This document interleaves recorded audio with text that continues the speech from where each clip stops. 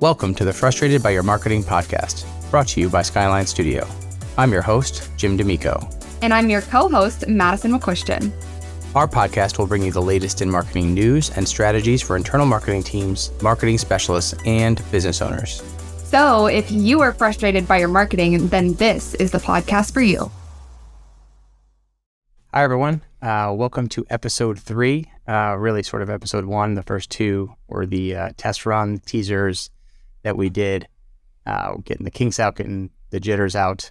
We played around with the microphones, and in fact, if you listen to those, you'll see us praising Crisp AI as our noise reduction software, and it actually caused some problems, so we're not using that currently because it interacted with recording software, although we do still love it for Zoom and Google Meet. But I think we got all that out, and we're ready to roll with our first official episode. Yeah, this is like the first official podcast episode. That's it. This is the one.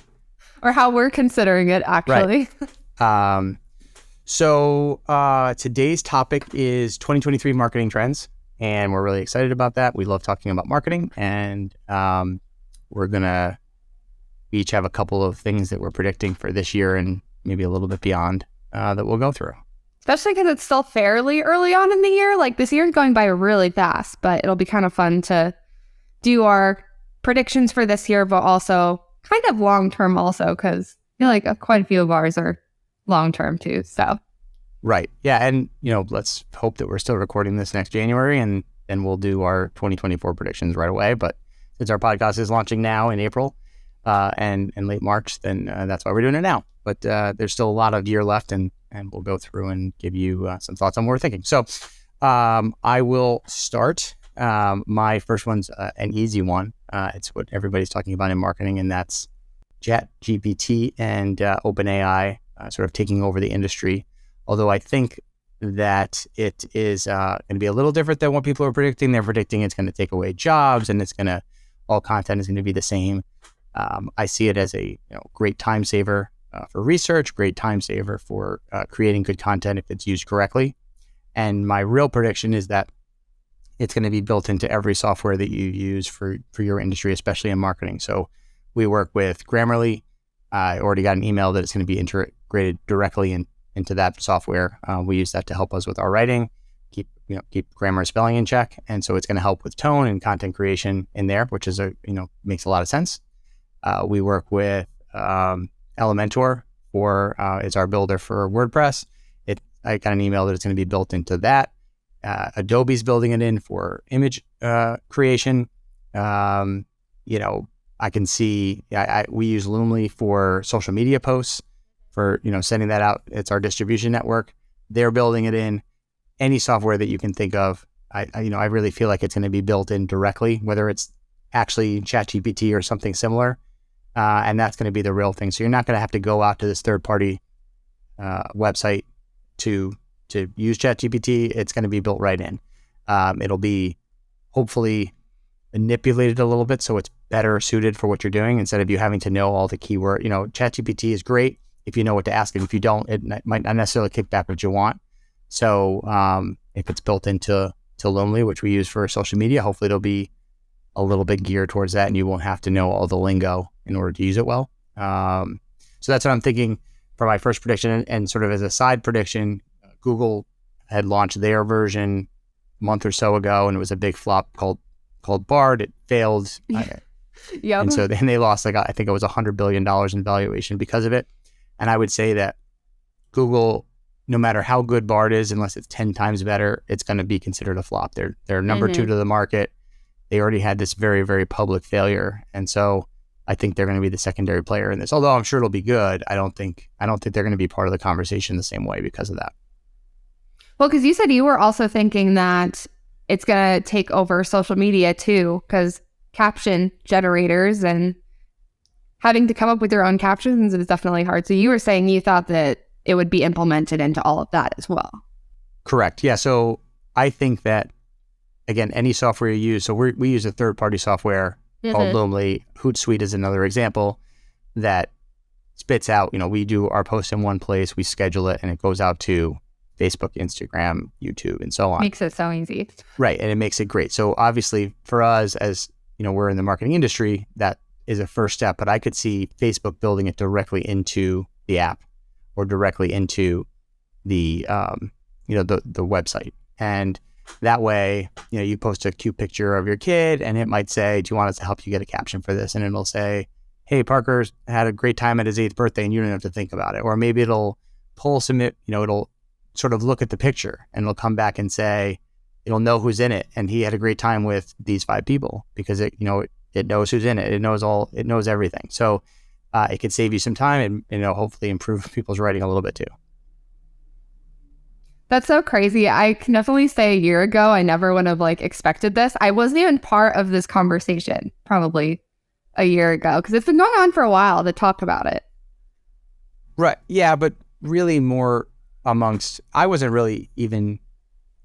of it, but I wasn't really even as interested in it until it finally worked, I guess. Yeah, actually it's been happened. Talked about and it's been unproductive. Now it's gotten to the point where it's viable. It was amazing what it was doing before, but you couldn't really use it. And now, I use it almost every day for something, whether it's summarizing information or spitting out the start of something based on notes that I have. It's never perfect, but it's cutting my time down in half, and that's what we're looking for. So, yeah, and improving the quality. So if you're not, what I do think this will do is the days of the school board sending out newsletters that are done in Microsoft Word and it's all clearly clip art and it's ugly and it's those are going away. The other real big player in this that's going to bring it in is Canva. That's the very easy the UI and the usability of it beats Adobe, which is what more of the professionals would use every day.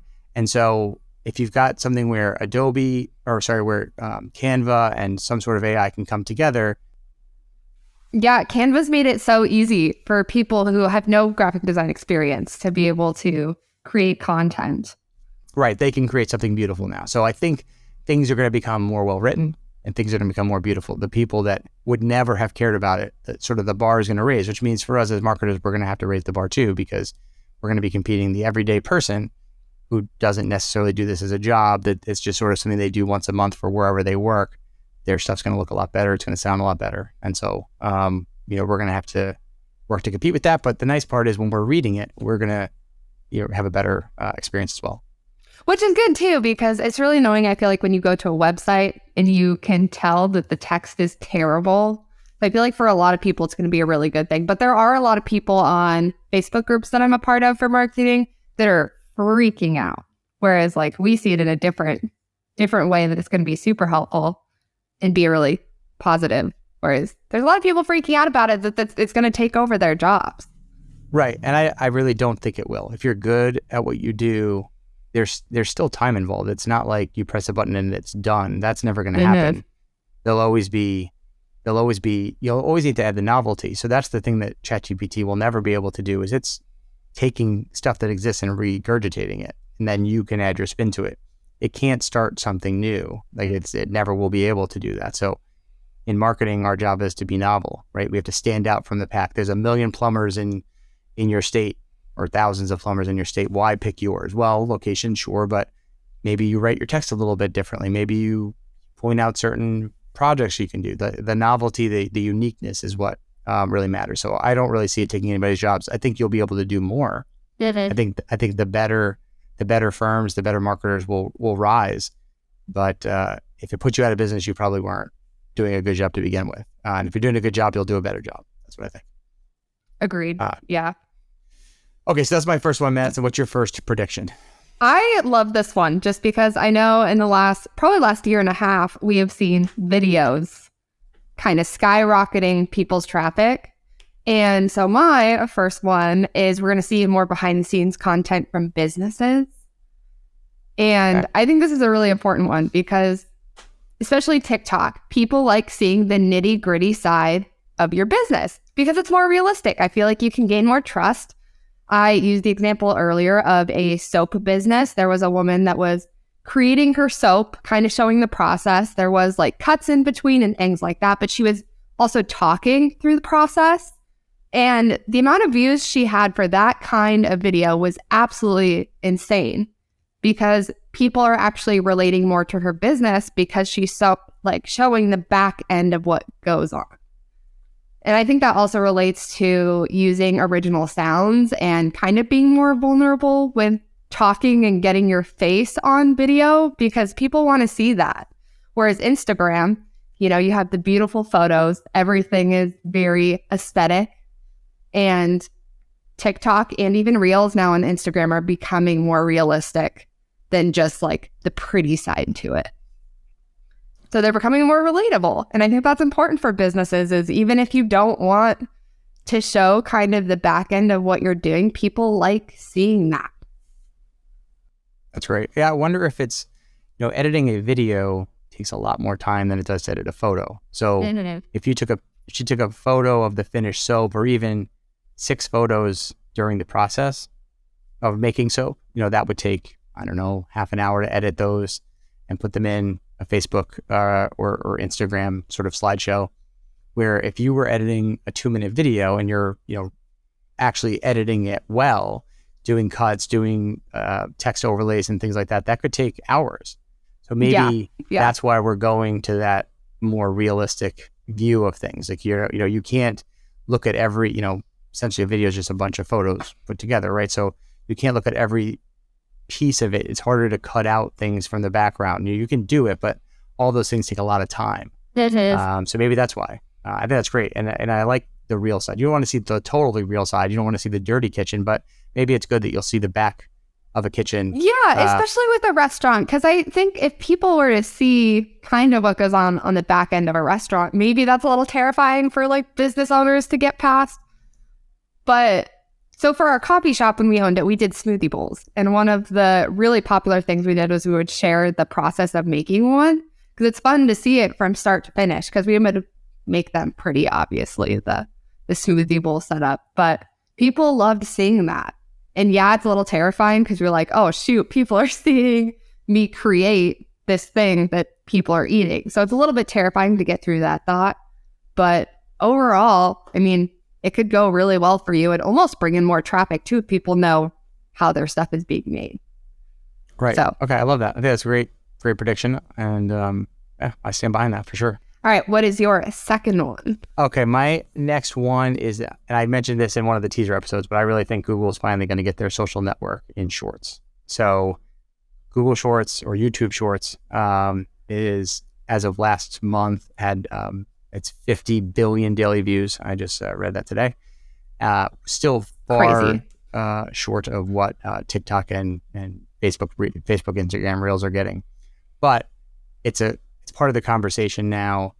People are talking about it. When I was prepping for this podcast this morning, one of my initial thoughts was, well, they're going to need another app for it. But I really looked at the YouTube app a little bit closer, and it's integrated really well. The interface is awesome. You kind of feel like you're in TikTok. You kind of feel like you're in Instagram.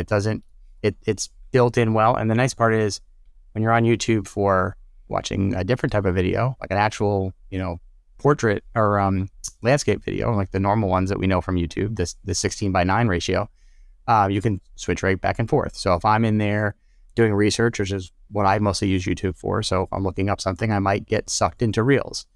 And it's built in well. They've always said that YouTube was their social network. All of their other social networks have been big flops or long-term flops, I guess. But I think that this one's going to work for them. And one of the interesting things about it is they're starting to advertise for it. So I've seen creators on Instagram do co-sponsored content with YouTube Shorts, sort of saying like, hey, I'm over here too. And I know Google or YouTube is mostly friendly to creators, not always, but there's that too. I think creators like it. They're going to be on there. If you're creating video content, you're on YouTube for sure. So it's already part of the process. All it is a different aspect ratio, different style for sure too. But yeah, I really feel like they're going to be probably never number one, but I think they'll be part of the conversation and they'll finally have their network, which is kind of nice. I think if anything now, YouTube is becoming more popular, especially with Shorts, because in the USA, there's talk about TikTok being banned. So you have all these creators that are now kind of freaking out. I've seen so many kind of hilarious videos of people talking about the frustration behind TikTok possibly getting banned Because people do have a lot of followers and have created a lot of content. So now for it to kind of be possibly erased, content creators are going to other methods and other apps to be able to share more of their content. I think that's also so important from a marketing standpoint, is like, don't put all your eggs in one basket is a really good way to consider it. Like, have all of your content on multiple platforms, because if one goes away, at least, you have all these other platforms. And I think YouTube Shorts is perfect for that. Yeah, no, you have to diversify for sure. So that's what they're doing. They're getting ready. I don't think that the US will ban it. I really hope they don't. I don't think so either, but yeah. I mean, we're doing this to protect ourselves from China, right? That's the reason. They have already done this. Facebook and Instagram, they're not over there in China. And I feel like it goes against what the US stands for. It goes against what the web stands for. And I really hope they don't. I certainly don't want there to be national security risks. So it has to happen. But I think this is more of like a power play. So I don't expect it'll happen. I really hope it doesn't happen. I could see the legs getting cut out from under them somehow, a little bit, where they exist, but in a way that's not as profitable for ByteDance, the owner of TikTok. But I think that I think that doing it would be for the wrong reasons and would have a net negative for the way this works, because then it becomes a tit for tat. And, if we don't allow your thing, you allow our thing, and then all of a sudden the web becomes less friendly. And I realize the web isn't very friendly in China right now, but we don't want to be like China. That's part of this whole thing. So we should play this with the upper hand and protect ourselves, but not let them win, which is what it would be doing. So I hope not. Yep. Okay, so what's your next one? All right, my next one is business loyalty programs. And this isn't one I had originally thought of when I was kind of like preparing for this podcast episode.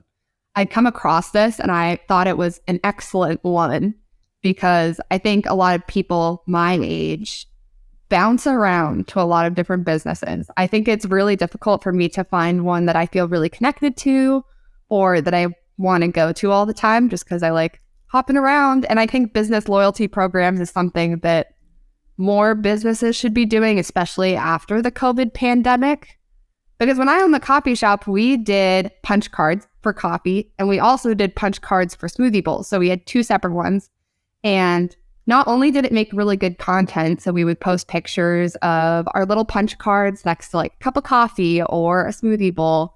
It makes really great content, but also it gets people really excited about kind of having more of that business trust and being able to know that they can go back and also potentially have something exciting to look forward to. Because, it's really nice when you have 5 punches and you're like, oh, 5 more, and then I get a free one, because you're more likely to go back. So I think that's something that we're going to see a lot more of, especially after COVID. But I went to a pie shop the other day and I had just randomly found it, did no research. I just pulled up next to it and I was like, oh, that's cool. So I ended up going in and I got 2 slices of pie. It was my dinner that night. It was awesome. And and they told me they asked me if I wanted a punch card. And I was like, okay, how does that work? And they said, since you got 2 pieces of pie, you get 2 punches and your 11th slice is free. And I was like, that's awesome. It makes me want to go back and eat more pie. And so I think that's something we're going to see a lot more of, I think, this year, but also more of long-term too. I think that's so important for businesses. Now, the punch card, was it an actual punch card? Like a piece of paper? So the first year, they were actual punched cards. So I would design them I think I designed them in Canva because I wasn't doing much graphic design at that point. But I ended up creating them in there, and then I would print them at a print shop. They would get sent to us. And then about a year afterwards, we actually did a digital program, which that was awesome because, people put in their phone numbers and it makes it very easy. So they just get a text message that says, congratulations, you got a point. And then they could come back, and sometimes we'd be like, oh, you have a free drink. Do you want to use it? And they'd say yes. Whereas I guess from a business standpoint, the punch card was nice because sometimes people would lose them. Now, the pie shop, was that a physical card or was that digital? It was a physical card, which made me kind of excited because, okay, Interesting. not really, because I lose stuff like that very easily. But it's kind of cool to have like a physical form of that. But also, I'm like 50-50 between it. It's nice to have the digital form because it makes it easy. Put in your phone number. Don't have to worry about carrying something around. But also, it's kind of nice to have that more personal touch of something physical too. Right. Yeah. I feel like people want ease. And so that's why, so Toast is a POS system for a lot of restaurants. Right now, they're the sort of the micro system, the big old player in the market, and Toast is the uppercomer. And they make it very easy for any restaurant to have a loyalty program. All you just do is you give your cell phone number, you get an email, you enter your contact information, you get your free points at the beginning, and then it just tallies up from there. So it's not, it's bad in that it's not yours. It's like part of Toast in a way. But it's, as far as the ease for the restaurant to put it together, the ease for the customer, all they do is when you come in, you give your cell phone number again, and then the points are tally up. You get text messages or emails just alerting you to where you are. So I do see that being, if it's built into your system already to do it. A lot of restaurants do really fancy apps and stuff like that. I don't know if people want that as much anymore. I think they want very simple, easy to use, don't have to think about it. Again, you're talking about your generation, Gen Z, having loyalty issues, I guess. Getting, but even if you are very loyal, you're going to have, I don't know, in a given year, 50 restaurants that you go to, a couple that are big chains and a couple that are your regular places, and then a bunch in the middle. And you don't want to have 30 apps on your phone that you're managing, where if it's just your cell phone number and you can give it, it's very easy. You might want the apps on your phone for the places you love, but if it's a place that you go to once a month, you might not want that app. But if you just have to give your phone, now maybe they'll text you and you'll go twice a month. And that's obviously the goal, is to get you to go more often. Not, you can now reach out to them. You can offer them specific promos and things like that. So that's great. Like considering Starbucks, I mean, I go to Starbucks a couple times a month, and their loyalty program, you have to have the app. And every time I go, I'm like, oh, I should get the app. And I still have not gotten it, because it is a little bit more annoying to have an extra thing on your phone that's almost taking up space. Right. Yeah, it's taking up digital space for sure. We use up space pretty easy on our phone anyways. Right. I do have the Starbucks app on my phone. I do it because I never have cash, and I don't want, $3. Well, it's $3 for Starbucks. It's $10, but I don't want a bunch of $10 charges on my credit card bill. So this way it's just like one $50 charge or whatever the threshold is. And then it just sort of takes away from that. So I actually have it for the ease of spending. And then you get the rewards too, which is nice. So, but I wouldn't have it necessarily for the random coffee shop I go to 3 times a year because it's near a business meeting or something like that. Like I would just say, nah, I'm okay. So it just sort of depends on how often you go, I think. And you could use it, like you could do loyalty programs for so many different industries. I mean, we were talking about earlier, if you have a mowing company, let's consider, if you're going to someone's house and you're mowing fairly often, why not do like a get 10 mows, get the 11th one free? Because then you have like returning customers and returning consumers. And that's a huge thing, is right. Especially when somebody says like, yeah, I want to be a part of your loyalty program, that you're probably going to have them as a customer for a while, because they're wanting to be more attached to your business on this more personal level. Right. Yeah. And then you can, now you've got their data. You either have their cell phone or their email or both, and you can market to them, which is what we do. So it works out great. What is your next one? Okay. My next one is that, so this was inspired by 2 events over the last couple of weeks that I experienced. One that was really exciting and one that was less exciting than I hoped. So I watched the Chris Rock live comedy release, Netflix's first ever live show 3 weeks ago. And then on Monday, I went to my local high school or college bar in town with a buddy and Sky to watch UConn win the national championship. And both of those were very time specific. Although the Chris Rock special immediately was available for streaming, but they made it seem time specific. And I crave that excitement of doing the same thing with a bunch of people that care about the same thing at the same time. Like it just, when, so Madison's Gen Z, doesn't remember this as much as me, Gen X. Like and before that, it was even more so. I mean, back in my mom's era, when Gunsmoke was on, like that was it. Like there was 3 channels.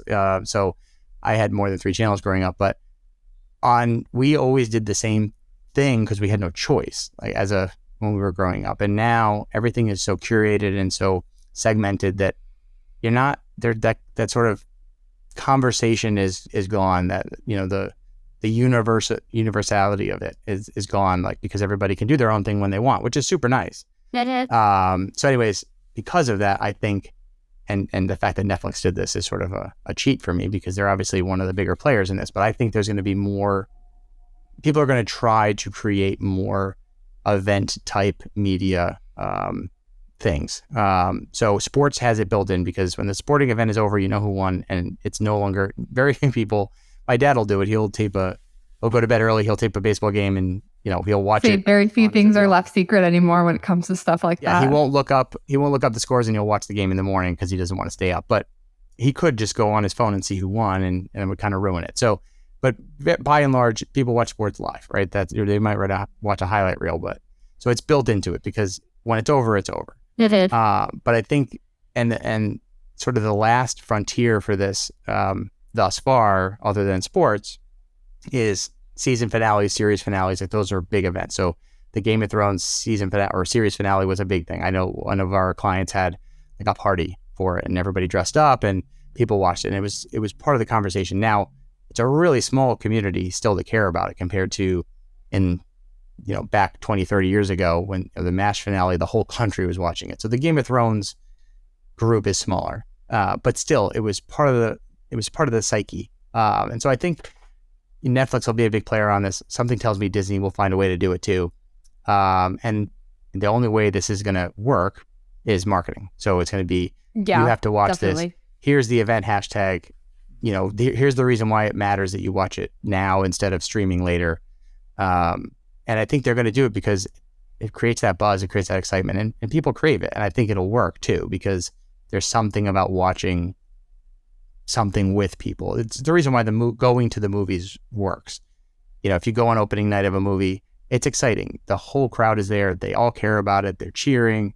I know movies have taken a hit since COVID, and they're building back, but there's just something about doing something with a bunch of people at the same time that care about the same thing. So I think there's going to be a push towards that. I don't know if it'll totally happen this year, but I think Netflix will hopefully do a better job so the Chris Rock special was kind of a failure. It worked. I think he broke the top 10 for them, but it wasn't. I was expecting it to be, the biggest thing that they had ever done, just because this was the first time they did it, and everyone was... I was going to say, I didn't even know about it. Right, so you didn't even know about it. So they obviously didn't do their marketing well. But I thought, because it was the weekend before the Oscars, he was going to finally talk about the slap. And it was good. I like Chris Rock, but it wasn't the best special, and it wasn't the most exciting after the fact. But I felt excited going into it. And then when I read about it later, there was, when something like that happens, I'll go on Twitter, which is really the best social network for like what's going on at the time, like people talking about their like at the moment, and there just wasn't much chatter.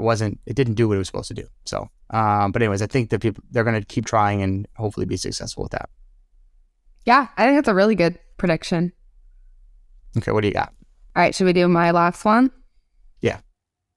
All right, so I was also kind of excited about this one because I've been recently working on a website where we're using quite a few stock images. And one thing I've noticed is you can very well tell when a website has stock images compared to when they do not. And so my prediction is Google is going to start nailing down on websites that use more stock images, and those websites are going to get a lot less views, which already kind of happens. And even if you don't have the greatest imagery, I think that's a good way to build business trust, is like people can tell whether your images are actually personally taken or if they are stock images, because they look very different. Very different. Oh, right. For sure. So I definitely think we're going to see more traffic rising with people that are using more of their own photos. And like you said, you do a lot of photography. and you really market that, because we know how important that is from a marketing standpoint, is to build up that trust visually also. Oh, for sure. I mean, that's why we got into photography. I liked it. It was a hobby of mine, but we did it because people come to you. In the past, when we started it, the stock image sites existed, but they were very expensive and less approachable. There were less of them. You couldn't find what you're looking for. Now, you're paying $1 a photo, you can pretty much find anything you want. But people would come to us and they'd ask for a website, and they would show me websites that they liked, and they all had great photos, and then we would create one with their photos, and they would not work well. Also, back then, this is 15 years ago, when people were taking photos, the technology of the cameras were not as good too. Now, yeah, that's true. Know anything about photos, and even if you use your iPhone, like it's gonna be good enough. If it's given a little bit of photo editing, you're gonna make it work. And so now, we try our best to either take the photos or use photos that are taken. It adds, like you said, it adds that trust. I mean, if it was let's say it was a plumber, if they have photos, a generic plumber working on a house versus some photos that are not as good of him or her working on the house, that's gonna, now there's that trust. First of all, if they're not as good, you know they're not stock, right? Because you're not gonna have lousy stock photos. And they're like, oh, that's the person that's gonna come to my house. I wouldn't mind them being in my house. They're not so scary. And so you have that trust. You're less likely to bounce and go somewhere else. So I could see Google dinging people for that. And I can also see it just being a reaction to having that trust. So if more people, don't go to search plumbing company near me again, and they stick on your site, now Google, you're going to raise in the SEO ranks anyways because of that. So, well, especially with bouncing, like you said, because I notice it more because I'm a website developer and I see those all the time. So I definitely catch it more. But scamming is such a huge thing now, where it's like, if somebody goes to a website and they only see stock images, I almost, when I am going to a website, don't trust it at all, because I'm like, oh, this looks like a scam. And that happens so much now, is like, there are websites that are scamming people out of hundreds of thousands of dollars for, they share that they have this program going on, or they're selling something, and people sign up and do it, and then they get scammed. And it's like, you've got to make that business trust. And as much as like taking your own photos is difficult, that just comes like with what we said earlier, vulnerability. You just gotta do it. Just gotta do it. I like it. Yeah, and certainly this is a trend that has already started, but I do think it's gonna continue more and more. Because more people know about stock photo websites now. Right. So the camera that people have in their pocket now is significantly better than the camera that not the pros had 10, 15 years ago, but that the semi-pros had 10, 15 years ago. Like it's 5 times better. The pros back, even when they're using film, those cameras is, only so much the technology can do. And a great photographer with film, 20 years ago, they were amazing. So it's not like it's beating those, but you can do it. And there's AI in your phone too. You don't realize it, but it's making quick edits right now, like while you're taking those photos too. It's doing some quick color correcting on your iPhone, and I'm sure on the Android phones too. So the photos are just better. The way it handles light is better, especially low light, which is the biggest problem. So that's great. I like it. Thank you. Yeah. Okay, so I have one more. This is sort of like a longer term prediction combined with a short term prediction. So the long term prediction is that I think that paid social media is coming. Like it's on the way. So Elon Musk started, he did the first shot with Twitter Blue, which is that check, the verified check mark. So he wanted to make some money for this company that he bought that was losing money. And then a month later, Facebook, what is it called? Facebook or Meta verified, right? And so that's how you can buy that check. So now anybody for $15 a month, I think it is, can buy their check mark. That's so crazy. It's crazy. And so somebody I follow from a radio show that I listened to years ago posted that her check mark is going away. And she's, not a big time celebrity, but enough that she deserved it. But she's worked really hard to get the blue check mark. I don't even know if she had to work for it. She, it was well known, and she's from the Bob and Top show out of Indianapolis, Christy Lee. And I used to listen to that all the time. When I was in college, my buddy introduced me to it. I don't listen to it anymore, but I still follow them on social media. And she's funny and she's great, and I'm sure she deserved it. She's a real media presence. So she's not going to pay for it. She doesn't want to. So she's not going to have it, but I could have it. And as of right now, who knows, maybe this podcast picks up, I would deserve one, but right now I don't deserve one, but I could have one. Yeah. They're also throwing in that supposedly you'll get a little bit more attention with the algorithm and you'll get support. So you could actually talk to a real Facebook person. Which is crazy though, because if that many people are going to start paying that much to do it, like you said earlier, it almost loses value at that point. Oh, right. Oh, so anyways, that's the start of it.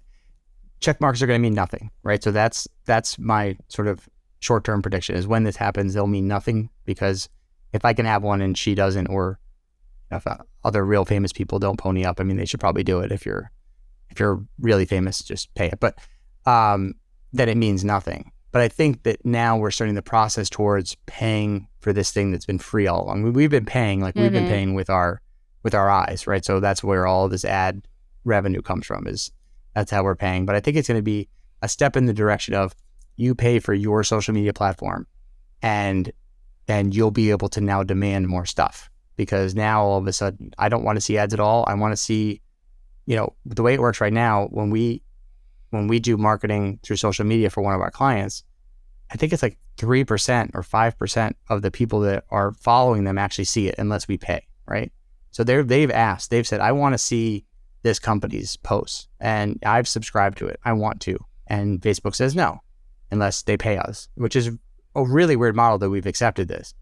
So, but now all of a sudden I'm paying, let's say a couple of years from now, I'm actually paying Facebook $25 a month or $50 a month for my ad-free experience. I don't want to see it at all, or an experience where I want to see everything. Like you'll be able to, so it's going to become more about us and less about them. They'll still make their money. They're going to get the paid piece. And then, so that's sort of the shorter term prediction. And then I think the long term is, as I've heard more and more about Web 3.0, which is really where people think social media is going. So instead of you having Facebook and Twitter and Instagram, you'll have Madison's network, right? And so how do you'll send that out in a fashion, I think it'll be similar to Hootsuite or Loomly that we use, where you put your image, you put your text, you put your title, you put your hashtags, you spit that out as a feed. Makes it pretty easy. Yep. Right. It makes it easy, and it's consumed everywhere, just the way email and texts are right now. So you can text me from a really old phone, an Android phone, an iPhone, and I get it. I mean, I know iPhone has the blue bubble from an iPhone and not blue, but basically I get the text message. The photo might not be the same quality, but I can consume that. And so I think and same thing with email. You can email from AOL or Yahoo or wherever, and I get that email. Like it's multi-channel. It goes from anyone to anyone, right? As long as you have the address. So now you'll have your address for your social media account or whatever we're going to call it then. I think maybe it gets a different name. And so you'll be able to have your followers or your friends or whatever it's going to be called. Maybe you'll be able to segment that on your own depending on the network you use. And that's how you'll talk. And so you might use Facebook as your core base, but maybe you'll use Twitter as your core base. I see these all evolving in a way that we own it a little bit more. We're paying or not, because you can have free Gmail or paid Gmail. And we have that control, and we have that ability to make it our own. And so if I want to see everything, I don't have to go in and remember to say show all. It's just built into my core, the platform that I've purchased or I'm using. And so I kind of feel that's where it's going, and I feel like Google is the most likely to be able to do something like this. They have, Gmail's the top email platform. They're obviously a great tech company. Or I could see somebody coming out of nowhere. Maybe it will be Hootsuite. All they have to do is make the pricing approachable for a person, an individual person, and build in that consuming, because they're really good at distribution. But if they do where you can consume it, they've already got the rest built in. And now all of a sudden, what's your social media? I'm on Hootsuite. That's how I do it. That's where I do. When I like somebody on Hootsuite, it goes back to wherever they're viewing it on their platform. And I see it being similar to an RSS feed, like the way this podcast works, where we distribute it out there. And if I want to change, if I have a typo in the title, I don't have to go to Apple to change it and Google to change it. I just change it. We use Captivate on Captivate. And then I only know that been awesome. this is what we were doing during the first 2 episodes. And then that typo's fixed everywhere. So you own it. It's your thing. People can follow you, on their platform. So they can follow us on Apple Podcasts. They can follow us on Google Podcasts, but they're seeing they're seeing Captivate. That's what we're using. And so something like that's going to come to social media. I think that's more of like a 10-year prediction, but I think this paid social media is step 1 in that sort of domino. And I never really thought of that either, but once you mentioned that, I can totally see it going in that direction. Yeah. Which will frustrate a lot of people if you have to pay to do that, but I feel like things always move and things always evolve, so. Yes. Awesome. So this was great. I like the predictions. Hopefully we'll have to check back in December. Yeah, super fun and to see if talk we're right about about any of these. We were supposed to do another segment now called marketing feedback, but this is a 40-minute episode so far. I feel like I need to make you. Yeah. I'm going to surprise Madison with. I want her feedback on something, but I think I'm going to make her wait another week because I don't want to make this podcast an hour. No. Sorry. I'm sorry. You pumped me up yesterday. I'm sorry. Yeah, it's okay. I was like concerned and really excited at the same time. Yeah, so I think we'll do that on next week's episode so we don't make this one too long. But yeah, basically the idea is to give our feedback on some marketing thing. In this case, it's a name change that I think is a mistake. So I'll ask you about it next week and we'll do that then. But yeah, this is a great first podcast. It was longer than I think our normal ones will be. So apologize for that, but we had a lot to say. Which is nice because when we're talking, it feels short. Yeah. It doesn't feel that long when we're actually like talking back and forth. Hopefully it feels short to the people listening too.